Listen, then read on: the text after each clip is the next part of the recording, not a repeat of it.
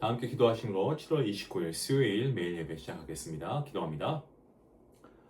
거룩하신 하나님, 7월 한 달 하나님께서 인도하여 주시고 오늘도 하나님 매일 예배를 통해서 하나님 말씀 앞에 서게 하시니 감사합니다. 우리의 삶을 돌아보고 감사할 것은 감사하고 또 우리가 하나님 앞에 범죄한 부분이 있다면 우리의 연약한 부분이 있다면 하나님께 솔직하게 내어놓고 우리가 함께 회개하며 나아갈 수 있기 원합니다. 말씀을 듣는 귀를 열어 주시옵소서. 성령 하나님의 음성에 민감하게 반응할 수 있도록 하시고 하나님이 기뻐하시는 믿음의 결단 우리가 내리고 행할 수 있도록 하나님 함께 해주시옵소서.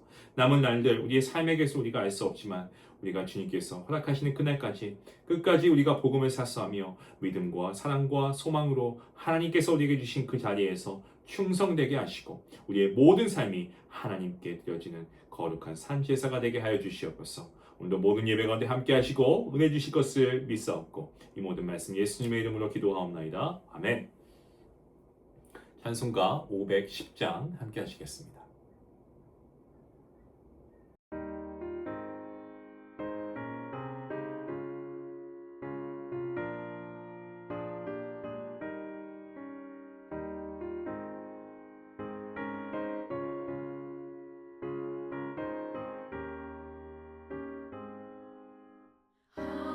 하나님의 진리 듣네 길이 길이 빛나니 우리들도 등대 되어 주의 사랑 비추세 우리 작은 불을 켜서 험한 바다 비추세 물에 빠져 헤매느니 건져내어 살리세 죄의 밤은 깊어가고 성난 물결 설렌다 어디 불빛 없는다고 찾는 물이 많구나 우리 작은 불을 켜서 험한 바다 비추세 물에 빠져 헤매느니 건져내어 살리세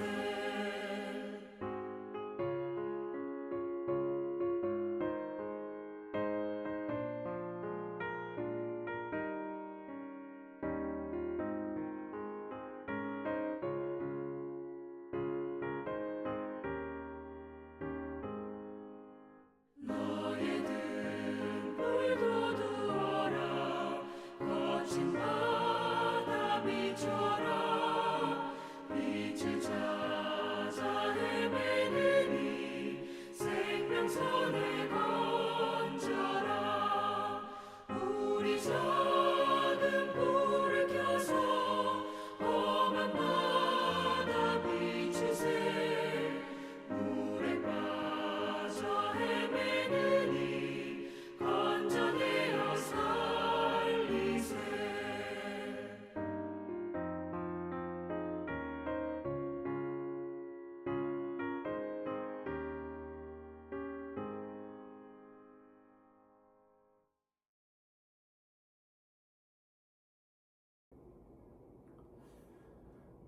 오늘 함께 본 말씀은 에스겔서 33장입니다. 1절부터 9절까지의 말씀 함께 말씀을 읽도록 하겠습니다. 함께 봅니다. 여호와의 말씀이 내게 임하여 이르시되 인자야 너는 내 민족에게 말하여 이를 것이다. 가령 내가 칼을 한 땅에 임하게 한다 하자 그 땅 백성이 자기들 가운데 하나를 택하여 파수꾼을 삼은 그 사람이 그 땅에 칼이 임함을 보고 나팔을 불어 백성에게 경고하되 그들이 나팔 소리를 듣고도 정신 차리지 아니하므로 그 임하는 칼의 제거함을 당하면 그 피가 자기의 머리로 돌아갈 것이다. 그가 경고를 받았던들 자기 생명을 보전하였을 것이나 나팔 소리를 듣고도 경고를 받지 아니하였으니 그 피가 자기에게로 돌아가리라. 그러나 칼이 임함을 파수꾼이 보고도 나팔을 불지 아니하며 백성에게 경고하지 아니하므로 그 중에 한 사람이 그 임하는 칼에 제거당하면 그는 자기 죄악으로 말미암아 제거되려니와 그 죄는 내가 파수꾼의 손에서 찾으리라. 인자야 내가 너를 이스라엘 족속의 파수꾼으로 삼음이 이와 같으니라. 그런즉 너는 내 입의 말을 듣고 나를 대신하여 그들에게 경고할지어다. 가령 내가 악인에게 이르기를 악인아 너는 반드시 죽으리라 하였다 하자. 내가 그 악인에게 말로 경고하여 그의 길에서 떠나게 하지 아니하면 그 악인은 자기 죄악으로 말미암아 죽을 것이거니와 내가 그의 피를 내 손에서 찾으리라. 그러나 너는 악인에게 경고하여 돌이켜 그의 길에서 떠나라고 하되 그가 돌이켜 그의 길에서 떠나지 아니하면 그는 자기 죄악으로 말미암아 죽으려니와 너는 내 생명을 보전하리라. 아멘. 오늘 에스겔서 33장 말씀, 이 본문 말씀은요, 심판의 말씀에서 회복의 말씀으로 넘어가는 중요한 그런 지점에서 에스겔의 소명을 다시금 확인해주는 그러한 내용의 말씀입니다. 유다는 바벨론의 세 차례 공격으로 무너졌습니다. 주전 605년 첫 번째 공격 때 다니엘을 비롯한 젊은이들이 끌려갔고요. 또 주전 597년에 두 번째 공격 때에는 여호야긴 왕과 그리고 에스겔 선지자를 비롯한 많은 사람이 포로가 되었습니다. 그리고 주전 586년이 세 번째 공격이죠. 이때 예루살렘 성전과 나라가 무너졌죠. 오늘 본문의 배경은 예루살렘이 멸망한 지 약 한 1년 정도 지난 그러한 시점입니다. 유다 백성들 깊은 절망에 빠져 있었습니다. 그들은 강대국 애굽이 바벨론으로부터 자기들을 지켜줄 것이라 기대했습니다마는 웬걸요, 애굽은 아무런 도움이 되지 못했습니다. 의지하던 나라가 무너졌고 성전과 고국까지 잃은 상황, 정말 비참한 현실 가운데에서 하나님께서는 에스겔 선지자에게 다시금 파수꾼의 사명을 주고 계십니다. 파수꾼은 성벽 위에서 적군의 움직임을 살피고요, 그리고 백성에게 위험을 알리는 그러한 사람이었습니다. 그가 적의 침입을 보고도 나팔을 불지 않으면 백성이 당한 피해에 대한 책임이 고스란히 파수꾼에게 있게 되는 거죠. 하지만 파수꾼이 분명하게 경고했음에도 불구하고 백성이 듣지 않았다면 그 책임의 경고를 무시한 그 백성에게 있는 거죠. 하나님께서는 이 원리를 설명하신 후에 에스겔에게 말씀하십니다. 인자야, 내가 너를 이스라엘 족속의 파수꾼으로 삼음이 이와 같다라고 말씀하시는 거죠.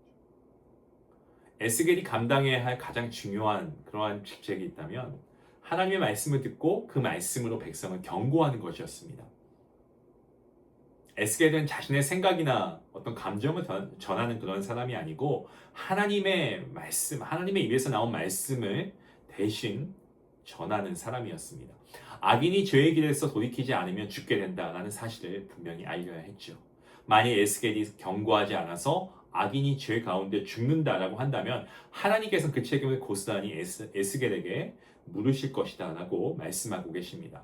하지만 그가 하나님의 말씀에 순종하여 성실하게 경고했음에도 불구하고 악인이 돌이키지 않는다면 그 책임은 말씀을 듣고도 거부한 사람에게 있는 것이죠.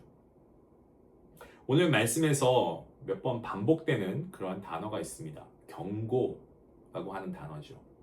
하나님께서 경고를 전하는 일과 듣는 일, 이것이 생명과 직결된 중요한 문제라고 생각하셔서 하나님께서 계속 반복해서 말씀하고 있습니다. 경고는요, 상대를 정죄하거나 몰아세우기 위한 것이 아닙니다. 죽음의 길에서 돌이켜서 생명의 길로 나오게 하려는 하나님의 사랑에서 비롯된 것입니다. 하나님의 말씀대로 우리의 죄와 잘못을 훤히 비추시고, 사실 우리 인간된 입장에서는 말씀을 들을 때 불편한 말씀들이 있잖아요. 하지만 여러분, 그 말씀이 불편하다고 해서 외면한다면 잘못된 길을 계속 걸어갈 수밖에 없습니다. 계속해서 죄악된 길을 걸어갈 수밖에 없는 거죠. 반대로 말씀을 듣고 조금 내 마음에 불편함이 있지만 하나님이 나에게 주시는 말씀이구나, 거룩한 말씀이기 때문에 내가 거룩하지 못해서 내 마음에 부담이 되는구나. 그래서 그 말씀을 듣고 돌이키면 회복과 생명을 경험하게 되는 것입니다. 때문에 성도는 자신에게 주시는 하나님의 경고의 말씀 또한 겸손하게 들을 수 있어야 됩니다. 자, 그러면 우리가 듣는 것으로 끝나는 것인가? 성도가 그렇지 않습니다. 우리에게 말씀을 전해야 할 책임도 있습니다. 예배와 성경 공부의 자리에서 하나님 말씀 잘 들어야 됩니다. 우리가 목장 모임 할 때 그저 그냥 교제하는 게 아니고 들은 말씀, 지난주에 들었던 말씀 우리가 다시 한번 말씀을 우리가 되새기면서 그 적용한 말씀들을 나누는 것 정말 중요합니다. 우리가 하나님 말씀 잘 듣고 나누고 그리고 우리가 그 말씀을 전하는 데까지 나아가야 됩니다. 가정에서 부모가 자녀에게 믿음의 말씀을 가르쳐야 되고요. 또한 사랑하는 사람이 잘못된 길을 걸어갈 때 외면하지 말고 내가 이 사람을 잃을까봐 두려워해서 말을 하지 않는다고요. 여러분, 그렇게 해서 그 사람이 지옥 가는 것이 여러분이 말씀하고 여러분이 그를 깨닫게 하기 위해서 관계가 서먹해지는 것보다 결국 그러한 과정이 있음에도 하나님께서 그 말씀을 통해서 그 영혼을 구원하신다고 하면 어느 선택을 하시겠습니까? 외면하지 마시고 침묵하지 마시고 끝까지 포기하지 않고 기도하심으로 말씀을 전해야 됩니다. 사랑으로 진리를 전해야 됩니다. 물론 말씀을 전하는 사람이 다른 사람을 억지로 변화시킬 수 없습니다. 그건 목사인 저를 포함해서 다 동일합니다. 말씀을 통해 그 사람 마음 가운데 역사하시고 마음을 돌이키게 하시는 분은 성령 하나님이십니다. 하지만 그 결과를 우리가 두려워하고 그래서 우리가 침묵해야 할 이유가 없다는 거예요. 사람의 반응을 염려할 필요가 없습니다. 하나님의 진리의 말씀을 우리는 그저 선포하고 전하면 되는 것입니다. 파수꾼에게 요구되는 것은 결과가 아닙니다. 맡겨진 말씀에 대한 충성이죠. 저와 여러분이 이러한 말씀의 파수꾼이 될 수 있기를 주님의 이름으로 축원합니다.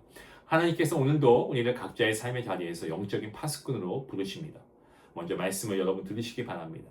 그리고 그 겸손히 들은 말씀 앞에서 자신을 돌이키고 동시에 가정과 내 자녀와 교회와 이웃에게 하나님의 생명의 말씀을 사랑으로 전할 수 있기 원합니다. 내가 조금 마음에 부담이 되고 듣기 싫은 말씀까지도 여러분 겸손히 아멘으로 받아들이시고 그 말씀의 은혜를 받으시고 그리고 하나님께서 주시는 그 말씀의 은혜를 함께 나눌 수 있기 원합니다. 하나님께서 맡기신 자리에서 여러분 함께 우리가 깨어서 주의 말씀으로 다시금 나아갈 수 있기 원합니다. 그리고 우리가 한 영혼이라도 생명의 길로 인도하는 충성된 파수꾼 바로 저와 여러분 모두가 될 수 있기를 주님의 이름으로 간절히 축원합니다. 기도하시겠습니다.